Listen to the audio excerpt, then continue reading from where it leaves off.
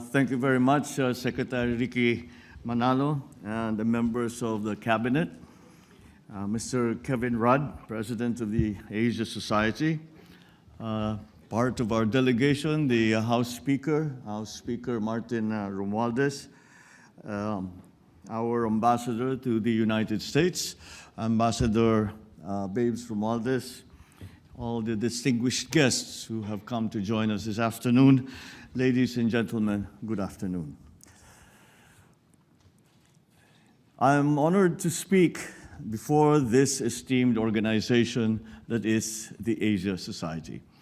I, of course, commend your efforts in providing a platform for dialogue and action and building bridges towards a common vision, a better future for us all. A shared vision creates a commonality of interest that enables collective action. During the Philippine presidential election last May, I was given by our people a majority mandate to lead a country of close to 110 million people. This represents a shared vision of strength through unity. I called for unity throughout that campaign, and I am humbled that my call for unity resonated with my fellow countrymen and echoed their desire for a better future. They rejected the politics of division, as I, during the campaign and up to now, said nothing to offend any of the other candidates. And I bring that message of unity to you today. In our place in the community of nations, I have always said that the Philippines shall continue to be a friend to all, an enemy to none. I will reiterate what I said during the inauguration. We will continue to be a good neighbor, always finding ways to collaborate with the end goal of mutually beneficial outcomes. If we agree, we will cooperate and we will work together. If we differ, we will negotiate until we reach an agreement. At the United Nations General Assembly, I spoke about the importance of dialogue and solidarity in the face of the many challenges and threats that we now have to deal with. This means exerting every possible effort to transcend our differences and commit to end conflict. We are compelled to do this despite the increasing geopolitical tensions and aggressive strategic competition that is transforming the global landscape. The United States certainly plays an important leadership role in fostering an environment of stability and peace, not just globally, but certainly in our region. We appreciate the recognition by the United States of the strategic importance of the Indo-Pacific area and its long-standing alliance with the Philippines in this regard. The special relationship between our two countries is indisputable, founded on a long history of diplomatic relations and historical and cultural linkages that existed before that formal linkage, that formal partnership between the United States and the Philippines.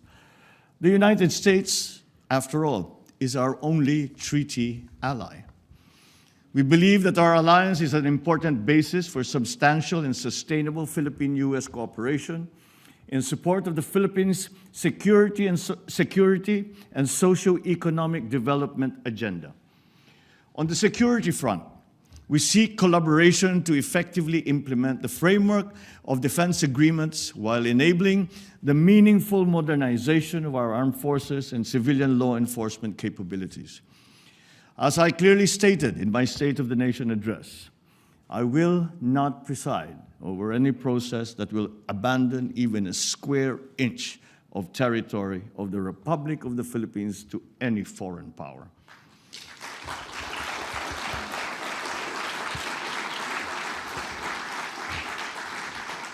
We know that we can count on the United States to uphold the international law-based order, freedom of navigation and overflight, and the sustainable use and development of maritime resources. But equally important, we look to the United States to promote peace, security, and prosperity. On our part, we will continue to work with China and other claimant states with the end in view of resolving the issues involving the West Philippine Sea through diplomacy and through dialogue.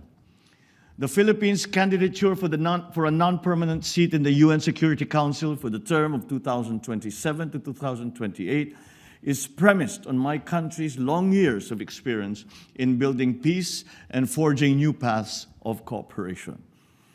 In this context, we are certainly concerned about rising tensions in the Taiwan Strait, just north of the Philippines. We urge all parties involved to exercise maximum restraint. Dialogue and diplomacy must prevail. We adhere to the One China policy and have consistently called for the peaceful resolution of their issues involving Taiwan. We understand that peace and stability in the Asia-Pacific region are also linked to the situation in the Korean Peninsula. And we are ready to play a constructive role in advancing a peaceful and denuclearized Korean Peninsula through confidence-building measures amongst the various stakeholders.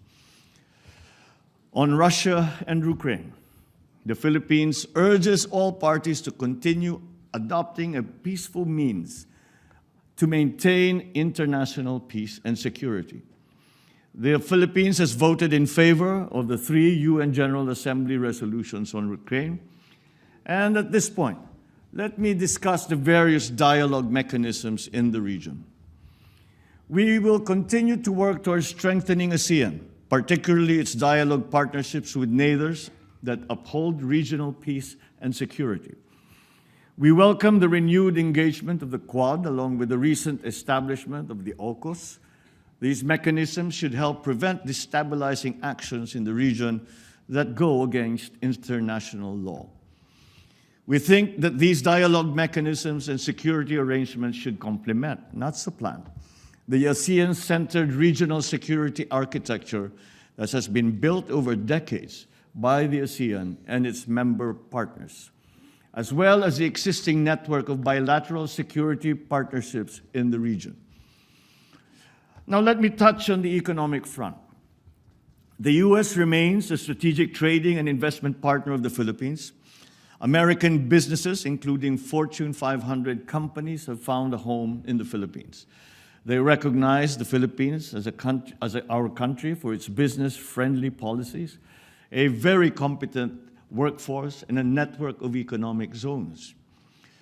Let me point out 3 reasons why the Philippines is a viable and smart investment destination.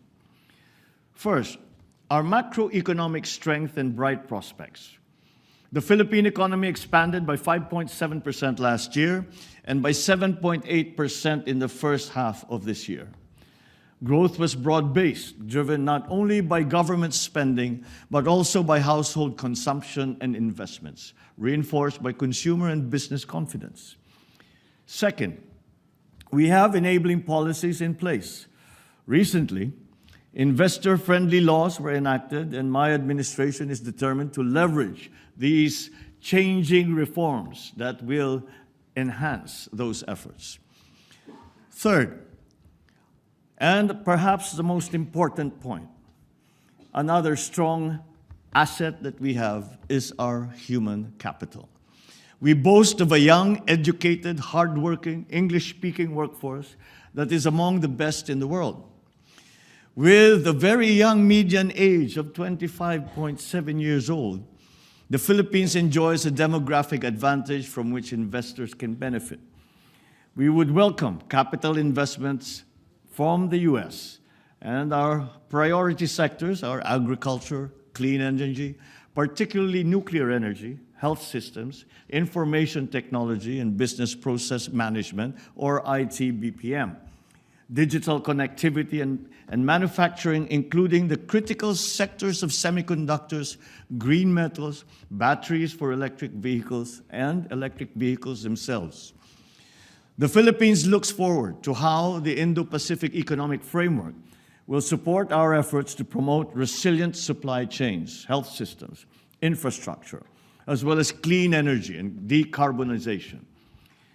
These pillars are consistent with the shared priorities as outlined in a joint vision statement for a 21st century United States-Philippines partnership that was adopted last November.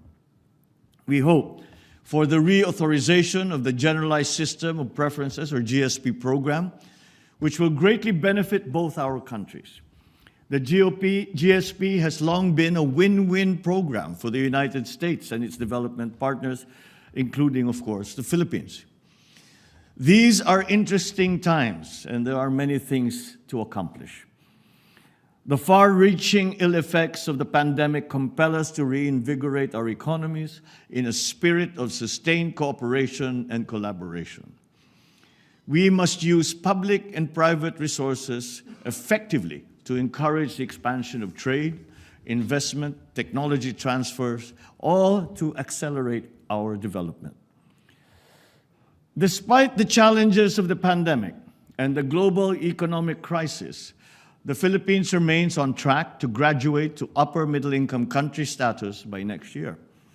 With steady investments in infrastructure, agriculture, food security, public health, education, and other social services, we seek to become a high-income country with zero extreme poverty by the year 2040. The same spirit of solidarity and cooperation that animates our relations with foreign partners will also advance our efforts to address climate change.